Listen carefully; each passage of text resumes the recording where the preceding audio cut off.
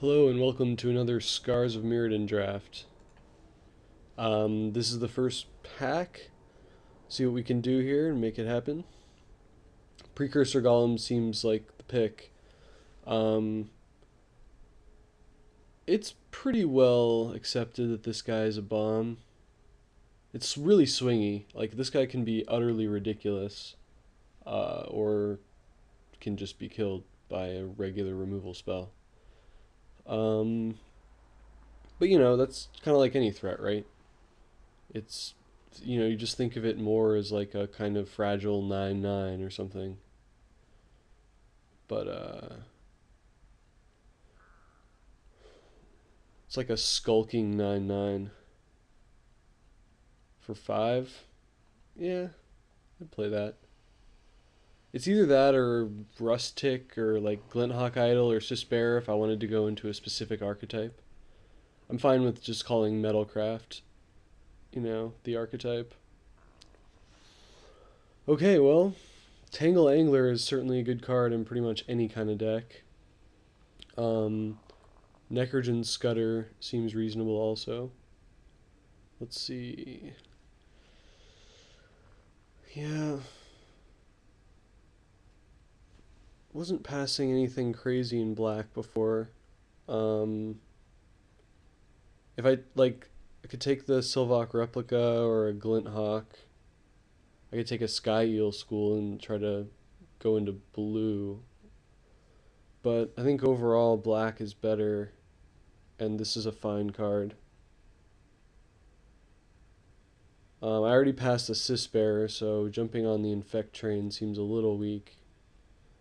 I really like black. Black is a good color in the set. I think I'll take that.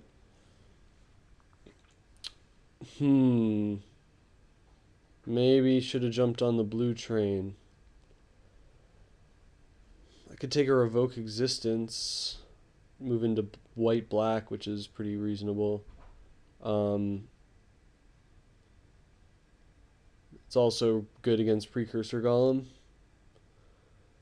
Alternatively, I could go into blue with the Darkslick Drake. I don't know, that leaves the Vidalcan Sertark in the pack. I think Revoke Existence is probably just the way to go here. Ooh, that is a late Ratchet Bomb, but that is also a late Trigon of Corruption. I think the Trigon is better in limited.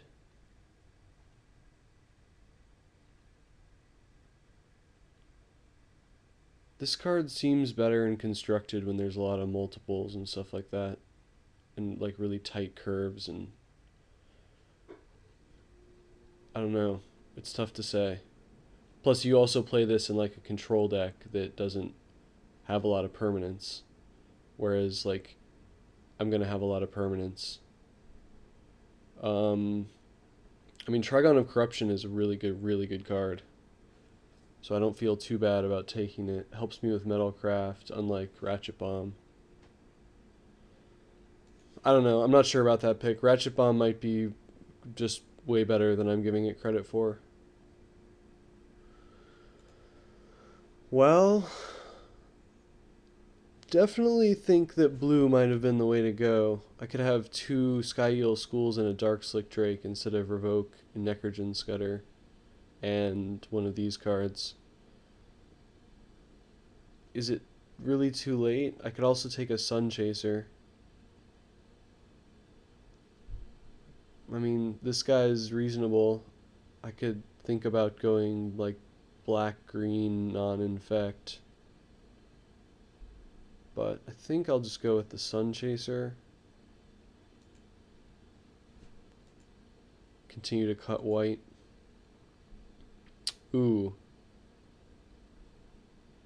Looks like the Infect deck is open.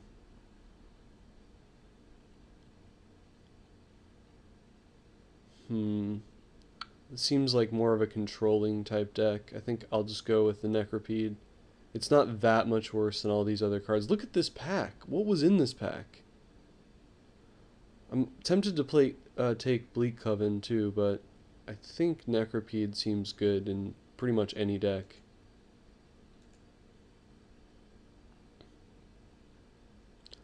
This is the kind of deck where Necrogen Sensor could shine. I think I'm going to give it a shot.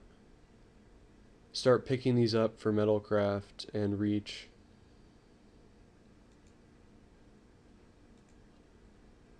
Ooh, Liquimetal Coating for Metalcraft. Don't mind if I do. Okay, this is looking like a very Metalcrafty deck so far. By the way, people have been talking a lot about Reach recently with regards to Scars. And what they mean by that is, cards that provide long-term inevitability. Not just bombs, but like Necrogen Sensor. If you have enough of these, you're just going to get them. Once you get them below like 10, it's just a death march. So Nihil Spellbomb seems like the pick here. Well, I could take Saberclaw Golem, Moriok Reaver. I could take an Infiltration Lens. I haven't really played with this too much. I'm not sure what to think about it. It is no Skull Clamp. But, like, if you're swinging with just one creature, this isn't terrible. I guess I'll take this and see how things go. Blister Grub for the sideboard. Wow. It's a kind of a late Moriok Reaver.